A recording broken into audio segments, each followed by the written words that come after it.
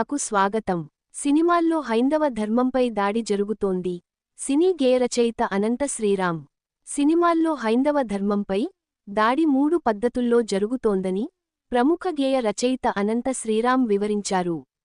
ఆదివారం కేసనపల్లిలో జరిగిన హైందవ సంఖారావం సభలో ఆయన ప్రసంగించారు. విశ్వసనీయ వార్తల సమాహారమే మన కింగ్ మీడియా. దయవుంచి మన కింగ్ మీడియా ఛానల్ను లైక్ చేయండి, షేర్ చేయండి, సబ్స్క్రైబ్ చేయండి. మరి కొందరితో చేయించండి. ధన్యవాదములు. సినిమాల్లో హైందవ ధర్మం మీద దాడి ఎలా జరుగుతుంది, హైందవ ధర్మ హననం ఎలా జరుగుతుంది అనేది ఒక 3 కోణాల్లో 3-4 ఉదాహరణలో క్లుప్తంగా విభజించి వివరించే ప్రయత్నం చేస్తాను. ఇక్కడ దాడి 3 కోణాల్లో జరుగుతుంది. అందులో ఒకటి కావ్యేతిహాస పురాణాలని వక్రీకరించడం, 2 తెర మీద కనిపించే పాత్రల్లో వినిపించే పాటల్లో హైందవ ధర్మాన్ని దుర్వినియోగం చేయడం, 3 తెర వెనక మా ముందు అన్యమతస్థుల ప్రవర్తన. ఈ 3 అంశాల్లో మొదటిది కావ్య పురాణేతిహాసాల వక్రీకరణ. వాల్మీకి రామాయణం, వ్యాస భారతం భారత సాహితీ వాన్మయ శరీరానికి 2 కళ్ళ లాంటివి. కానీ అదే వ్యాస భారతాన్ని, అదే వాల్మీకి రామాయణాన్ని వినోదం కోసం వక్రీకరించిన సందర్భాలు కోకొల్లలు. గత కొన్ని సంవత్సరాల ముందు వచ్చిన చిత్రాల నుంచి నిన్న మొన్న విడుదలైన కల్కి చిత్రం వరకు కూడా కర్ణుడికి పాత్రకి అనవసరంగా ఆపాదించిన గొప్పదనాన్ని చూసి ఒక సినిమా రంగానికి చెందిన వ్యక్తిగా నేను సిగ్గుపడుతున్నాను, నిర్మోహమాటంగా చెప్తున్నాను.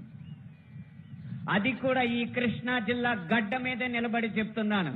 అప్పటి చిత్ర దర్శకులు, ఇప్పటి చిత్ర నిర్మాతలు ఇదే జిల్లా వారికి చెందిన వారైనా సరే పొరపాటు అని మనం చెప్పకపోతే ఈ హైందవ ధర్మంలో పుట్టినట్టు కాదు, ఈ హైందవ ధర్మాన్ని ఆచరించినట్టు కాదు, హిందువుగా ప్రకటించుకోవడం వ్యర్థం అని చెప్పి ఘంటాపథంగా తెలియజేస్తున్నాను.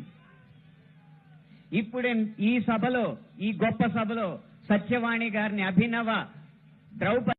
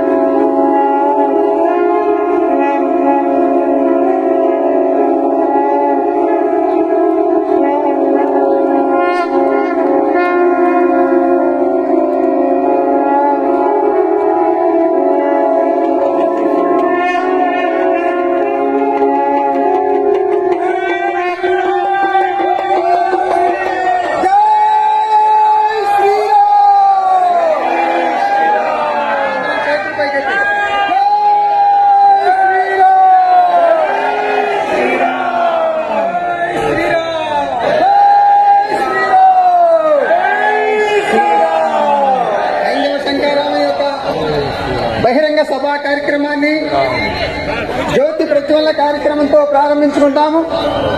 పూజ్య గోవింద గిరి దేవ్